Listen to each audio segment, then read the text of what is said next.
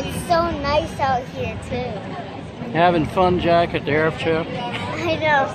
This is a really slow line. I don't like it. Yeah, it's a slow, long line. It'll be cool though when we get to go inside. No, I hope it has good stuff. It has stuff that we don't see. Yeah. Not quite your turn.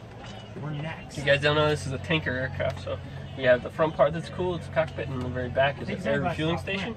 And that's where the boom operator sits, and he looks down at the other planes that come up that get gas from our aircraft. Cool. We take a pole and we touch that aircraft and we pass all the fuel and the gas to them so they can stay airborne for longer periods of time. So. Why don't you let Kristen have a turn? Let me take your picture with that. Here it comes. I'm trying to take it out. Don't take it out on me.